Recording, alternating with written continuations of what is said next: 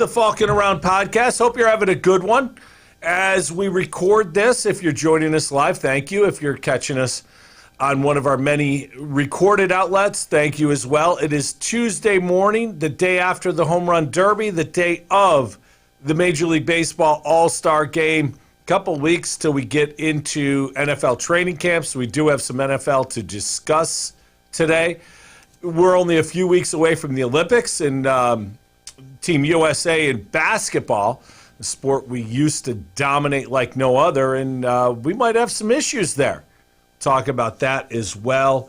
Certainly going to talk about the big fight this weekend, and I'm going to go big fight air quotes because what a load of crap the UFC is turning into, and I'll explain that. And I'm not a big UFC guy, so you might have to bear with me on that. So a lot to get to, but I want to start with the Major League Baseball All-Star Week, if you will.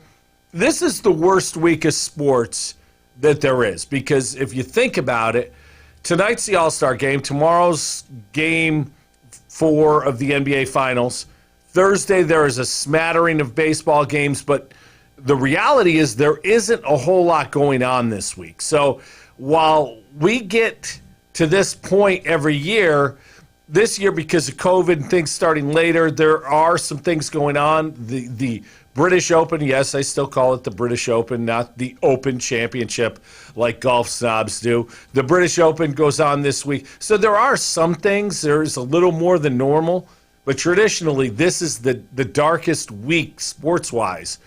Fortunately, we have a lot to talk about this morning. Let me get to it. Last night's Home Run Derby. I want to start there because this is a show that I traditionally, frankly, don't care that much about. I traditionally tune in, and then I lose interest rather quickly.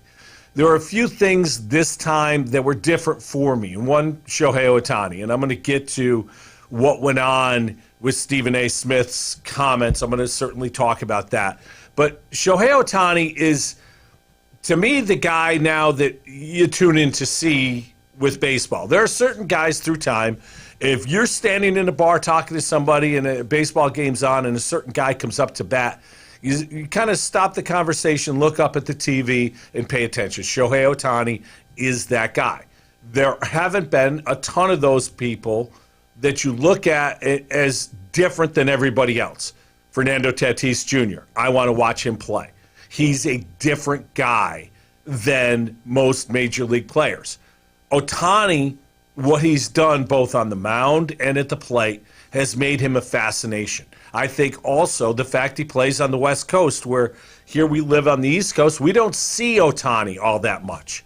I think also because he came over from Japan, we didn't have a buildup of him. Now, when he came over, we knew of him, and we heard all the stories of him, but it was different than a prospect who's coming up. Think about the New York Yankees and their prospect, the Martian, who we haven't seen him hit a baseball, but we already know about this kid, even though he's only 18 years old, and we're going to follow him until he makes his debut in the Bronx, probably 3 or 4 years from now. So there will be that knowledge. But Ohtani coming from Japan had a mythical thing about him. So now we want to see him perform. And, early on he struggled a little bit, had Tommy John surgery.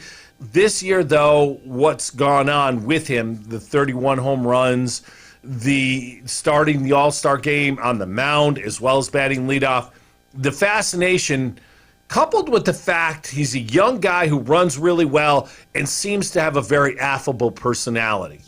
And I think that young people are going to be taken to him. I think they're going to be watching him and seeing a guy that is just different. We all like different when it's greatness. Michael Jordan's greatness, in large part, comes from the flair of which he played the game. If you're old like me and you saw Michael Jordan play the game as long as I did, you saw him do things that nobody else did. And as much as we love Jordan because he hit game-winning shots and won championships, watching the flair of which he did all of that was what made Michael Jordan great. Ohtani, I'm comparing him to Jordan in a way that, not in a championship way, but in a flair way. He has a flair about him. So that was a great part of last night. Pete Alonso, the ultimate winner, watching him repeat was great. There was Juan Soto, who's a young player for the Nationals, who's had huge moments in the biggest time of games in World Series, helping the Nationals win a championship a couple years ago. That was huge. Salvador Perez of the Royals, after Alonso goes out and hits 35 home runs in his round, Sal Perez hits 28, and it was just a great show. Nobody expected him to beat Alonso in that round because of what Alonso did first, but the fact that he did what he did was phenomenal. And then to me, and this is a more personal thing to me, was the Trey Mancini story. Trey Mancini overcame colon cancer, stage 3, and was out all of last year. And I say all of last year, it was a shortened year, so it was a little different. But recovered from that and got back to playing baseball. I know a little about stage 3 colon cancer. I had it. I'm a cancer survivor, very similar to Trey Mancini. So it was very personal to me to watch this guy. And I'm sure there are people listening who know what it's like to go through that, to go through the chemo treatments. And let me tell you, if you don't know, it sucks. It plays with your mind. You wonder where the outcome's going to be. You wonder, am I going to be able to do this? There are so many uncertainties. And, for me, I'm an old guy with a lot of life experiences. Trey Mancini's a young ball player, and I can only imagine what his thought process was going through it and how much it impacted him because, we all think we're infallible, and then we're not. We hear that word cancer and we find out, wow, my time here is limited, and it may be more limited than I ever expected. But when you're a young ball player and you hear those words, I can't even fathom. Because me, as an old guy, heard those words, and it's crushing. It really is. But Trey Mancini fought through that, got himself back on the field, having a very good year, and last night, if not for Alonso just doing something that maybe nobody else in baseball could have done, Trey Mancini wins the home run derby a year after this cancer diagnosis. And again, maybe it's just more important to me because I went through it and I understand, having gone through it, the pitfalls that you go through. But this is a superhuman feat that Trey Mancini went through last night and showed people that you can overcome. And I can't tell you, as somebody, again, who can relate, how important that is to see, because there are people right now who are going through it. I'm fortunately beyond it at this point, and Trey Mancini's fortunately beyond it at this point. But there are people going through chemo right now who I guarantee saw that, and the impact that made on them was something you can't fathom, because you're looking for inspiration, you're looking for reasons, you're looking for strength. And Trey Mancini did that last night. And I can't begin to tell you how much I admire that man for what he did. And there's a Rochester tie, too. Trey Mancini's sister lives here in Rochester. So there's a lot of reasons last night that I was very much hoping he would have the night kind of that he had. Of course, as a Mets fan, I wasn't upset that Alonso won, but I just thought it was a great thing. And if you have some time and you want to find out more about Trey Mancini, ESPN has a story on their website, their cover story, if you will. I believe that's what it's called, about Trey Mancini and his diagnosis and battle. Read that, and you'll see why last night was so important. So baseball, I thought, had a great night last night. I didn't think ESPN had a very good night last night. I didn't like the coverage. The split screen how it ended up, you didn't see where the ball landed all the time. It was just strange. I don't know how you do a better job of that, but with all the money spent on that, I thought they could do better. The little kids who were getting hit by fly balls in the outfield, all right, I get it. It's cute, but one kid got hit and got hurt, and they had to help him off, and Alonso had to wait because of that. Then there's the kids, there's 30, 40 kids in the outfield chasing fly balls. They're wearing masks. Nobody else in the ballpark's wearing masks, but they're required to wear a mask. I thought that was a little strange and a little theatrical as well. So there was some things that were not great about the home run derby, but overall I thought it was a very entertaining night of watching guys just pound Titleists into the upper deck. And, the how far they hit them, I think Alonso hit 3 or 4 balls over 500 feet. Several people hit balls 500 feet. Look, these baseballs are wound so tight. They're not the same baseball. It's played up that way because people want to see the heck. Why not just let them use aluminum bats? If you really want to go, yard, and I mean yard out of the stadium, let them use aluminum bats. Why not? If that's what you're selling, you can hear the ping every time. It's just strange to me that MLB feels they have to doctor the baseballs to get these guys to hit the home runs. They're playing in Colorado anyway. The ball's going to travel further anyway. Did you really need to juice the baseballs up that much? But they did. So it was a good night. It was well done by MLB.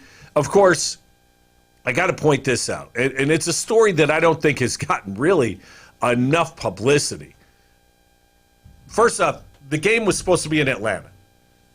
Major League Baseball, in reaction to voting law changes in Georgia, moved the game from Atlanta to Colorado. That in itself was a fairly controversial decision. And it was, in my opinion, an overreaction by Major League Baseball, a woke reaction, if you will, that didn't need to be made. But I'm not going to get into the politics of that decision. I disagreed with it, but it is what it is. They made that decision. Fortunately, there was a hotel maid in Colorado who reported seeing what she saw when cleaning a room. Several long guns, 1,000 rounds of ammunition, and she reported seeing that. And 4 men were arrested. Now, they haven't said what the plot was with these guns, but it was in Denver, and the All-Star Game's there. It's not hard to deduce that this very well may have had an incredibly ugly situation had this hotel maid not reported seeing what she had seen, and which led to the arrest and hopefully foiled a plot to possibly have a mass shooting at the All-Star Game. It just could have been horrific. So whoever that maid is, whoever that hotel person is, she should be honored by throwing out the first pitch tonight at the Major League All-Star Game, because she saved lives, a lot of lives. And you can't fathom what could have been, how bad it could have been. So that's one of those stories you start to hear and you're like, why am I not reading more about this? Is it, one of those things they don't want to give more details because they don't want the fear factor? Well, you find all of that in a hotel room after what happened in Vegas at that concert a few years back. To me, that's enough to be a lot afraid. So props to whoever the hotel maid was who found that. Props to her for doing what she did and reporting what she saw and saving many, many people. The other thing that bothered me a little bit about the game being moved to Colorado, not for political reasons, but why are you rewarding the Colorado Rockies franchise with an All-Star Game, which is a huge event to have at your ballpark, huge financially? Why are you rewarding them when last year they moved on from Nolan Arenado, the probably the best third baseman. In my opinion, he is the best third baseman in baseball. They got a bag of balls back, and they're even paying part of his salary to the Cardinals. Now they've got Trevor Story, who is a very good shortstop, who's likely to be traded in the next couple weeks because they're not going to pay him. So you've got a franchise that's not trying to win. They're trying to shed money, and you're rewarding them with an all-star game. It makes very little sense to me. There are small market teams that are trying to win. Reward them. Don't reward the small market team that's doing anything but trying to win. I just didn't understand that. And as far as Trevor Story, you look at the Rockies are 11 games under 500 in a tough division because both the Dodgers, Giants, and Padres, I should say both, all the Dodgers, Padres, Giants are having very good years. The Rockies are 18 games back in the West. You look at his 6-year career, 274 average, 145 home runs, 865 OPS. This year is down from that, and it very well may be the trade situation hanging over his head. He's hitting only 249. He's got 11 home runs, 42 RBIs, but his OPS of 765 is tied for his career low OPS. That said, this is a guy I think who garners a lot coming back. Now, the question I have is, who makes the play for him? The obvious answer is the New York Yankees because they need a shortstop. They go get Trevor Story, similar contract demand, I would think, to what the Mets signed Francisco Lindor for what the Padres signed Fernando Tatis Jr. for. Are the Yankees willing to go with a 10-year deal for Trevor Story? If not, then you don't make the trade now because as a rental, you better make the playoffs, and I'm not sure that the Yankees are in position to make the playoffs even if they acquire Trevor Story. So if you're not prepared to sign that deal, to give the guy a deal, you do one of two things. Either it's a rental to get you over the top this year where you think you can win the World Series, or you stay away from him unless you want to sign him. And the Yankees, to me, should be a team that should look to sign a shortstop. It's going to cost them big, and I frankly think it will cost them Aaron Judge potentially because Judge, again, after next season is a free agent, and you've got to make the decision on him.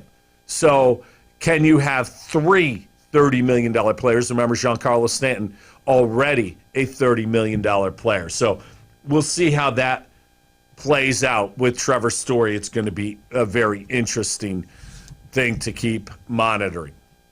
Yesterday, prior to the home run derby, jackass loudmouth Stephen A. Smith made some comments on ESPN on his show First Take that I'm sure will be blown over. And I think because Stephen A.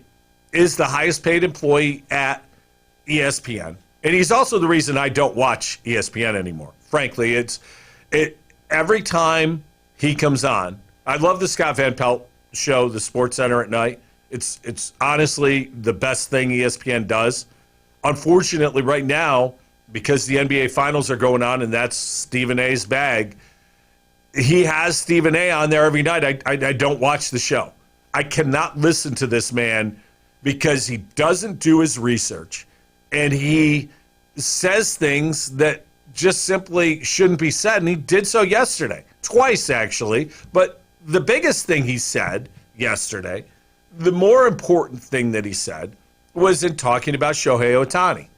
And basically what he said is he can't be the face of baseball because he doesn't speak English and because he needs an interpreter.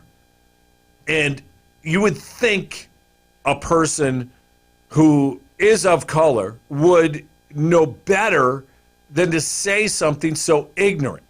First off, Shohei Ohtani does speak English. He's just not as comfortable in an interview situation. Therefore, he has an interpreter to make sure he gets it right. Same as Ichiro did for years. Ichiro spoke fine English. But in interview situations, these guys are way more comfortable in their native tongue. And, well, frankly, who wouldn't be?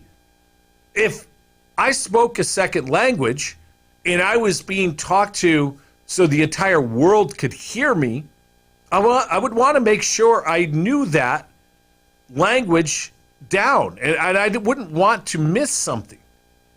I think this is something that people think about when they're very ignorant.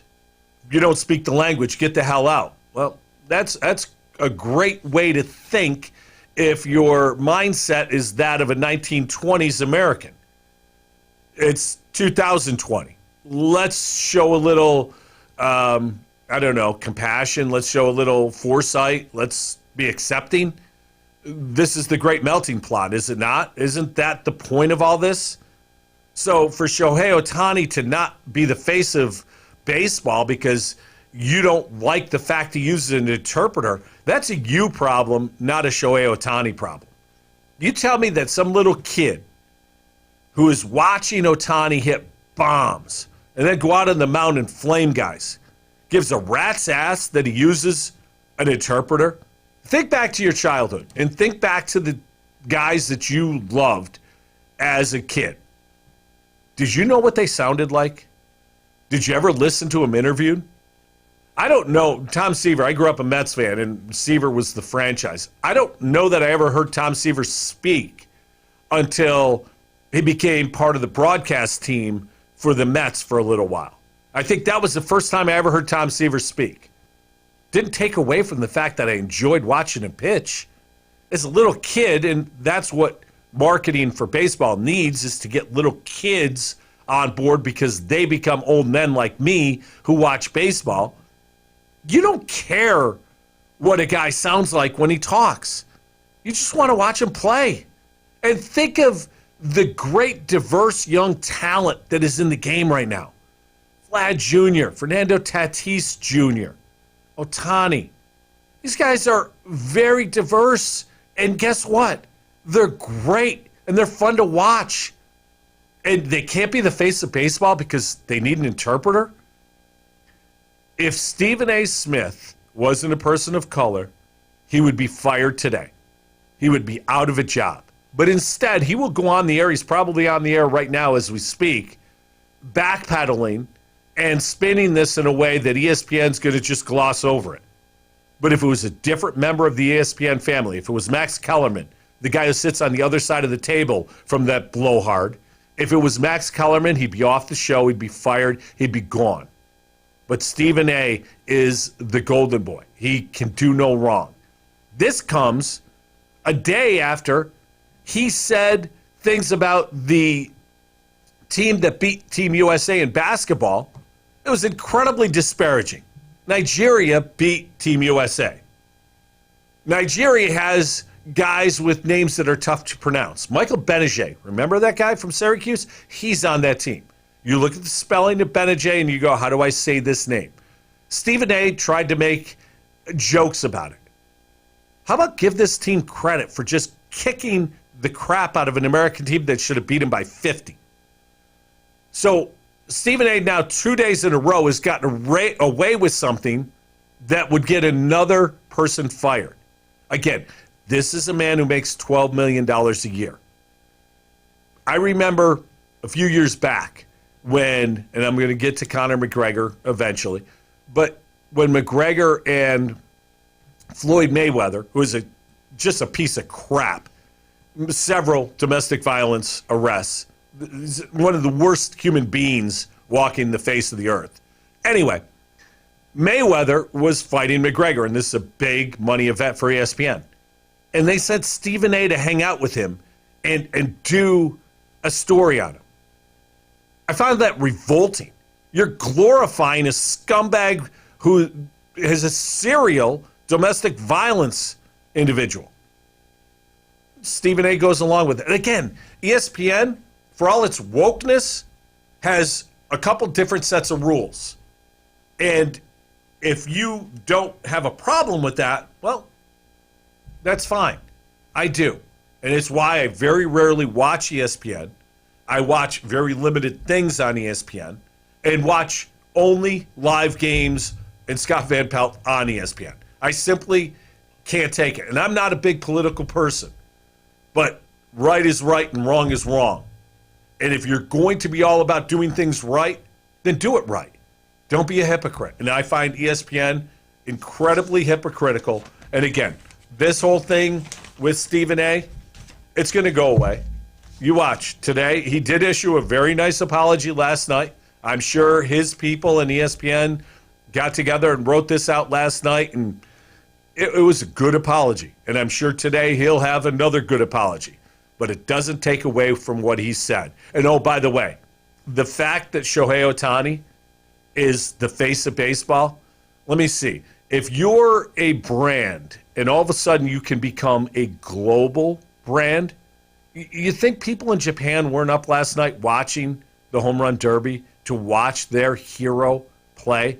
You think Major League Baseball isn't benefiting greatly from the fact that Shohei Ohtani is from Japan? Same as they did Ichiro, same as they do Vlad Jr. being Dominican and Fernando Tatis Jr.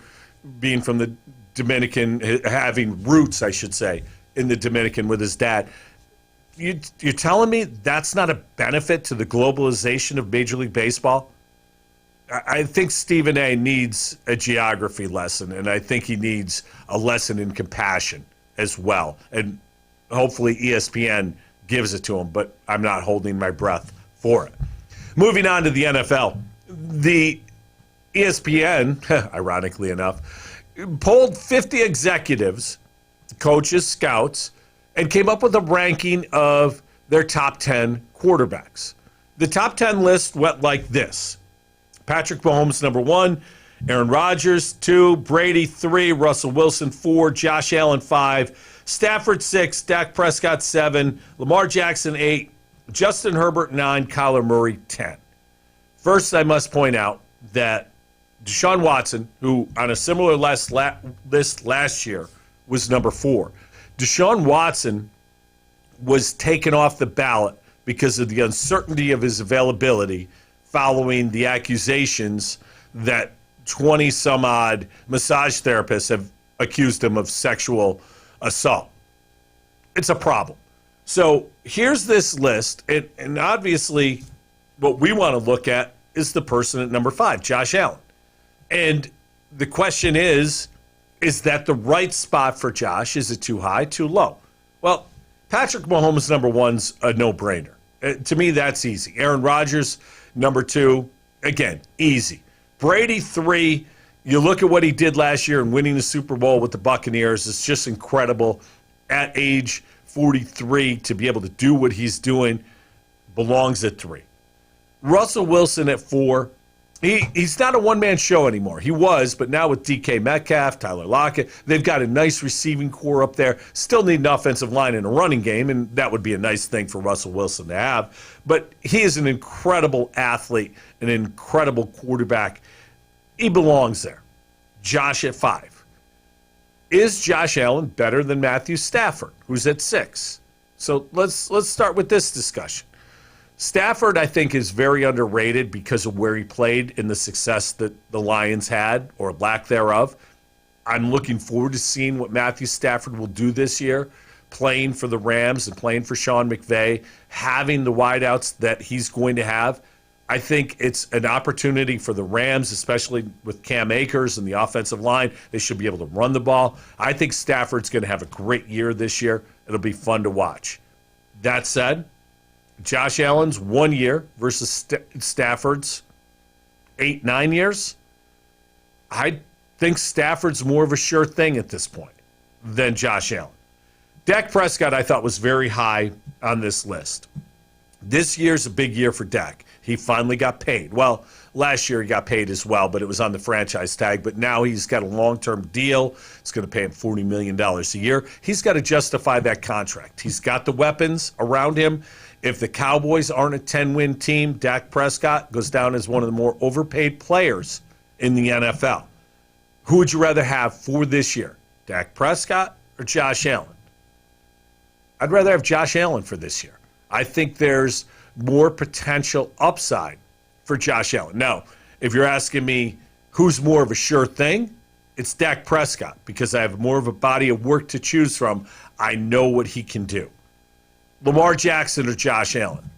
As great as Lamar is, and he is great, people still want more from him. They want the Ravens to get more wide receivers so he can throw the ball down the field and be a more wide open quarterback. I don't care about that. This guy wins football games. It may be unconventional. It may be through his feet. It may be a short passing scheme. He wins football games. It's all that matters. He's spectacular to watch.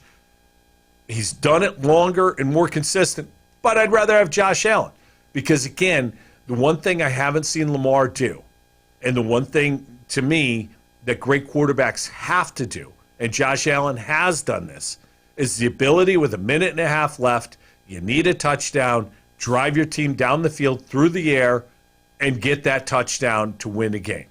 I've seen Allen do it. I haven't seen Lamar do it. I think Allen is the better quarterback going forward. Justin Herbert's at 9.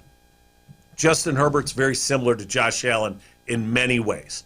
Herbert's a big, strong, athletic kid. So is Josh. He's also had one great year. So is Josh.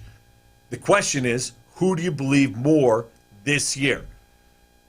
For my money, it's Josh Allen this year because of this. Defensive coordinators spend a lot of time in the offseason picking apart what a quarterback does well, and they try to figure out a way to stop them. Justin Herbert is going to have to adjust to the adjustment because there's going to be an adjustment to take away what he does well. And when that happens, he's going to have to adjust to it to continue to succeed. Allen, in a way, has already faced that adjustment. Now, there will be a tweaking and more adjustments this year. But he's made the strides while the defensive coordinators have done their due diligence to figure out ways to stop him. Herbert has to do the same thing. Kyler Murray, similar to Justin Herbert in that he is now a guy who has to face the adjustment. But Kyler Murray is so freakishly athletic, so freakishly fast. I don't think he's as good of a thrower of the football as people give him credit for, but I think he might be an even better runner than Lamar Jackson is, which is crazy to say, but I watching him, I feel like he's faster than Lamar Jackson. So we'll see where that plays out. I thought that was too high for Kyler Murray. Other people, not mentioned Deshaun Watson, obviously. We talked about him. Matt Ryan, look at what he's done for how long he's done it. You know what you're getting. Ryan Tannehill. The last couple of years in Tennessee have been fantastic. Now you add Julio Jones to that. Kirk Cousins is what he is, and what he is a pretty good quarterback. May not be a great quarterback, may not be worth the money that you're paying him, but he's a pretty good quarterback. Derek Carr. I've never been a big believer in Derek Carr, but he continues to be consistent. Carson Wentz, 2 years ago, Carson Wentz was where Josh Allen is. He's the fear of Josh Allen for Bills fans who don't yet believe in him, because Carson Wentz was going to be the great quarterback in Philly, and then he wasn't. That's the fear with Josh Allen to some. Baker Mayfield. Baker's a true leader, and in his time in Cleveland, he's changed that franchise and the perception of it. And people still do not like Baker Mayfield because of his personality. I'm not sure if he's ever going to become a great quarterback, but I know he's the right quarterback for that team and could do the job in Cleveland. And then one other player got votes, and I found this interesting. It was Joe Burrow. Burrow, who had very good games before he tore up his ACL last year. It'll be interesting to see how he rebounds from that. He's got some weapons. They improved the offensive line. We'll see where it goes from here for Joe Burrow, but I thought it was a little early to give him this vote. So, Josh, in my opinion, I'd put him more 6, 7, but 5 is about right. He's got a chance to move up on this list, and hopefully he doesn't slide down on this list. Now, what really it both gives me pause and impresses me is last year ESPN did the same list. Josh Allen received no votes. So a year after receiving no votes, he's now the fifth best quarterback in the minds of 50 scouts and executives and coaches. Ironically enough, last year, Sam Darnold did get a vote. I didn't know Colin Cowherd was part of this panel, but whatever. Sam Darnold got a vote last year. And I think that's where my reservation lies with signing Josh Allen. And we're kind of morphing into another topic that Pro Football Focus put out a story that the Bills are playing with fire if they don't sign Josh Allen this year. To me, it is much more prudent for the Bills to wait on a Josh Allen extension. He has had one great year, 2 okay years, and frankly, I've been a believer in Josh Allen since he was drafted. I thought this is a kid who could grow into becoming a very good quarterback. And last year, he was a great quarterback. Now, this year, he needs to be a great quarterback again. And if he's a great quarterback again this year, then by all means, give him that extension because you're going to sign a guy that you believe in. You know what you got. You do it for 2 years, it's a trend. You do it for 1 year, it could be a fluke. You don't want to pay a fluke. You can't pay a fluke because if you do, your franchise is doomed going forward. And again, I'm not saying Josh Allen's a fluke. He could be. I hope he isn't. I don't think he is. But you have to make sure he isn't. So why pay him this year when the salary cap has been greatly reduced, whereas next year the new TV deal kicks in and the salary cap has grown exponentially? Why pay him now when you don't have to, when you can have more evidence of what he's truly going to be? It just makes no sense. And the third part of this, and it's the part of the story I disagreed with most from Pro Football Focus, playing with fire. Every quarterback gets more money than the guy who signs before him. So if Aaron Rodgers signs first, Russell Wilson signs next, Russell Wilson's going to get more than Aaron Rodgers. And then Patrick Mahomes is going to get more than Russell Wilson, and so on and so forth. So look at the quarterbacks. Who's going to be signed? Who's going to set the bar that the Bills then have to go above? Well, there's 2 names, Baker Mayfield and Lamar Jackson. Those are the 2 guys that could likely get paid. Lamar Jackson's going to get paid big. The Bills are going to have to pay Josh Allen more than the Ravens are going to pay Lamar Jackson. But Lamar Jackson's not going to make $10 million a year more than Patrick Mahomes. It's going to be a few $1 million a year at the most. So Josh Allen, $1 million or so more a year than Lamar Jackson. Baker Mayfield's not going to get the $40 million contract, in my opinion. I don't think he's that quarterback, and I don't think the Browns will pay him that money. And I frankly hope that Baker Mayfield's smart enough to realize that and take a less deal to stay in Cleveland and continue with what they're building in Cleveland. So playing with fire means that you're going to get priced out or something negative is going to happen.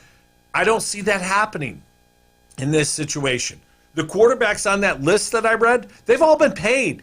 They've all gotten their big deals, other than Baker and Lamar and Josh, because they're the young quarterbacks who haven't yet gotten paid, and Herbert as well. But Herbert's not going to get an extension in year 2. It's not going to happen. So I think there's very little risk for the Bills, actually, to wait a year on Josh Allen. And frankly, you don't have to wait a year. Through 8 games this year, if Josh is playing similar to the level he played at last year, then by all means, pay him. Get it done. They're going to get it done. Any Bills fan who's worried about Josh not getting a contract, it's not going to happen. He's changed the face of this franchise. Sean McDermott, Brandon Beane, Josh Allen, those 3 guys have changed the perception of the Buffalo Bills, the way the Buffalo Bills are going to do business over the next decade, and the fact that they've become a viable franchise for the foreseeable future. Because once you have your quarterback, you have what it takes in the NFL. The Bills, I think they have their quarterback, but I'm not certain. Let's be certain, then write the check, and then stop worrying about it. And I think that's what should happen. We'll see if that's what does happen. The NBA Finals are ongoing. The Suns now lead 2-1. Last week when I talked to you, I didn't think Giannis was going to play. Well, not only is he playing, he's been an absolute beast through the 3 games of the finals. First game, he had 20 points, 17 boards. Playing what I thought, I don't want to say timidly, tentatively. He didn't trust his knee, in my opinion, but there was a few points where he was explosive, and you could tell if you've ever had a knee injury, the mental side of it, overcoming a knee injury, is very difficult. Trusting that your leg is strong enough to do what you want to do is very hard to get used to when you start to come back from a knee injury. When you look at Giannis, to me it was obvious that Giannis has overcome the mental side. I thought game 1, he was tentative because of it. Game 2, 42-12 in a losing effort, he wasn't tentative. Game 3, he was definitely, the knee is no longer a thought. 41-13. He is putting up huge numbers. But to me, game 3, the difference was a couple things. One, the Suns' defense, especially the three-point shots, wasn't very good. The Bucks got a ton of open threes. They shot almost 40% from 3 for the game. Drew Holiday had a big game, 21-9. Middleton had a very good game in addition. He was 18-7 rebounds, 6 assists. You look at what the Bucks did, though. To me, it's so funny because last year in the bubble, if you remember the Miami Heat getting to the finals and playing against the Lakers, you had guys like Tyler Hero and the three-point shooter Robinson. These kids didn't have the opposing crowd in their ears. They were comfortable. It's like playing pickup in a gym. Road game, home game, didn't matter. You're going to the gym, nobody's there, you're just playing. Now, with crowds back, home court advantage is huge. And what you're seeing are the role players much more comfortable at home and playing much better and tentative and not as good on the road. Guys like Bobby Portis, P.J. Tucker, much better at home. There's another factor in this series, and a much bigger factor than I thought. Dario Saric is out with a knee injury. He won't play again this season. Without him, when DeAndre Ayton goes to the bench in Game 3, got in foul trouble, so this was a really big deal, you bring in Frank Kaminsky. Kaminsky just can't play that position. He can't play the 5. He's not a 5, can't play it defensively, doesn't give them enough offensively. It's one of those things when you look at him on the floor, it's a big advantage for the Bucks, especially if Giannis has things going well. The other name to keep an eye on, and I haven't mentioned it yet, is Pat Connaughton, because this is a kid who could do a lot of really good things for the Bucks. Connaughton is one of those guys, if he gets going, can hit some shots. Can also drive and dish. There are a lot of things he can do to make his team better. So when you look at what Connaughton has done at home in one game versus on the road in those 2 games, the Bucks need him to be an impact player going forward. The UFC fight this weekend ended after 1 round. Connor McGregor and Dustin Poirier, they were fighting for the 3rd time. McGregor beat Poirier back in 2015. They fought earlier this year. Poirier kicked the crap out of McGregor. McGregor in this one was getting the crap kicked out of him again in the first round and then broke his leg horrifically and now is out. UFC has a problem. Conor McGregor is a huge draw. Why he's a huge draw, I don't know. He's a flaming asshole to start with. he's not nearly the fighter he was before he left in 2016. If you look at Connor McGregor, what he's done since he walked away and retired in 2016, he's fought Floyd Mayweather, a fight that he had no chance of winning, and made, $30-40 million for that fight. He then has fought 4 times in the UFC. He lost badly to Khabib, lost badly to Poirier the first time, and then, of course, this time. And he beat Cowboy Donald Cerrone. That was his one win. Cerrone's not a great fighter. He's just a guy. But you look at what Dana White does, and smartly, he has made literally billions of dollars by manipulating his sport. Now, the UFC and the WWE are extremely similar sports. WWE is scripted. We know the outcomes. UFC is not, and I'm not saying they're fixed. I'm saying when Dana White has a charismatic fighter, somebody that he knows he can sell, he will do everything he can to put him against guys he knows that are going to win, or women he knows that they can beat, and continue to grow the star. Did it with Connor McGregor. Did it masterfully. And McGregor played in, and McGregor went from a guy who at one point in his life was homeless. Now he's worth $200 million, according to Forbes. He did it with Ronda Rousey. Ronda Rousey was a beautiful woman who happened to be a very good UFC fighter. But she didn't fight anybody. She fought people that they knew she'd beat easily. And then they had to put her in a situation where it was going to be a tough fight. She got her ass kicked a couple times and went away. What Dana White has done with McGregor is continue to put him in situations where McGregor, after he built him up, is still such a star that it doesn't matter if he wins or loses anymore. Eventually, there's going to be a fallout. Now, immediately after the fight, Dana White's talking about Poirier McGregor 4. There's going to be another one. And the question I got to ask, if I'm Dustin Poirier, why am I going to do this? McGregor gets about $3 million for showing up.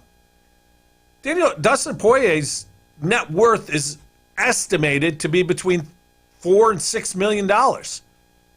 McGregor gets more for showing up than Poirier's worth in his career. It doesn't make sense why he would continue to fight McGregor if he's not getting paid. But yet Dana White will find a way to make that happen. The UFC needs McGregor very badly because they don't have another star at this point. Got very good fighters, but there's not that one star that when you put him on a pay-per-view or put her on a pay-per-view, you're going to sell the fights the way Rousey did, McGregor did. They need to develop that. Dana White will find somebody, will manipulate the person's fights, and eventually McGregor will go away. But until the replacement for McGregor comes up, you're going to see him continue to get big money fights that, frankly, he doesn't deserve at this point. Team USA basketball, the Olympics are coming up, and, this is one of those things that for forever and a day, the USA dominated basketball. We dominated this sport. We won gold medal year after year after year, except in 72 when we got screwed, and in 88 when John Thompson thought it was more important to play his style of basketball than to assemble the best players and just win basketball games. But I'm not holding a grudge against John Thompson. Actually, I am.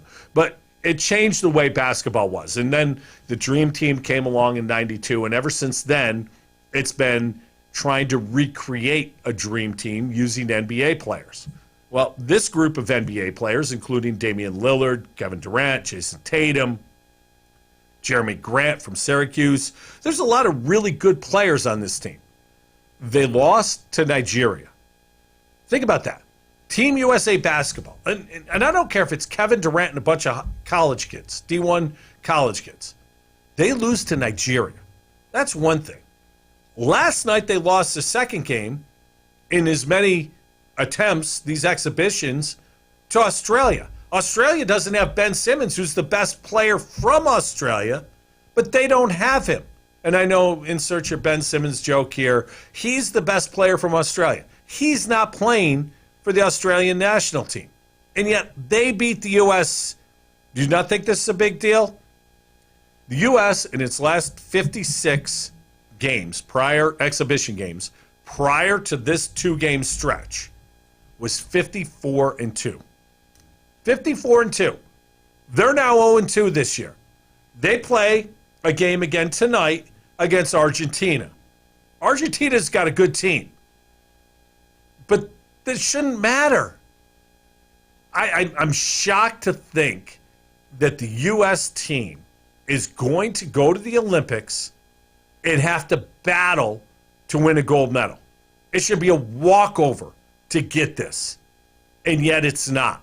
And some of these young players who are great young players like Jason Tatum and Dame Lillard, it's time for them to step up and become great winners, not great players. Both of them have had huge moments. I'd love to see them have huge moments for our country going forward in the Olympics.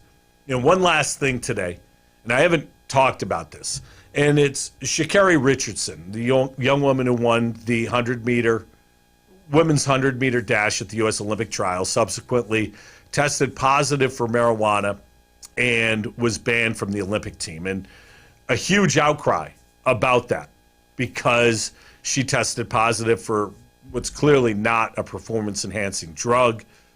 Why is she being tested for marijuana? Why shouldn't she be allowed to go? For her part, Sha'Carri Richardson has handled things exceedingly well, and I give her a ton of credit. Her tweet after things came out about this was, "I'm human," and I much respect to her for this. But people seem to go above and beyond in trying to defend her for allowing her to go. Where do I come down on this? I think it's a stupid rule. Marijuana is now legal in many states. I personally don't think it's a big deal. If a woman who's a track and field athlete like Sha'Carri Richardson decides to smoke weed on the side and still can go out and win, that's her business. It's, again, not something that's performance enhancing. Yet it is something that's banned by the Olympics. And every Olympic athlete knows that. Well, what's going to be interesting, does the Olympic basketball team get tested as well? Because here's where I find it a little interesting. Weed is not tested for in the NBA. You know why? Because the NBA loves their weed. So when you've got a bunch of NBA players in the Olympics, are they being tested for weed as well? That could get very interesting if that's the case. Or is it just the track and field athletes because they're testing for performance-enhancing drugs? I don't know the answer to that question. But everyone knows the rule. Weed is tested for. You can't smoke weed and be in the Olympics. Sha'Carri Richardson knew that rule. She made a choice, and, by her words, she was grieving for the loss of her biological mother. She made a bad choice. She's now paying for that bad choice. As much as I think it's a stupid rule, I think the fact that she's banned from the Olympics is okay. It's a stupid rule that she knew of and chose to break. She made a choice. She's being penalized. It's her choice. She did this to herself. Yet the outcry, you would think this is the greatest injustice of all time. But again, I do want to know if the NBA players who are going over to play in these Olympics are going to be tested as well. That I haven't heard, and I'll be shocked if every NBA player that's on that team tests clean for marijuana. Again, they don't test for weed in the NBA. So how do they get around it with the Olympics? Something to keep an eye on going forward. That's it for this week. We'll be back next week. So will Major League Baseball, and trade deadline coming up, and training camp just a few weeks away for the NFL. So we'll keep you posted on all that. Thanks for listening, everybody. Have a good week. I'm Carl Falk. This is the Falkin Around Podcast.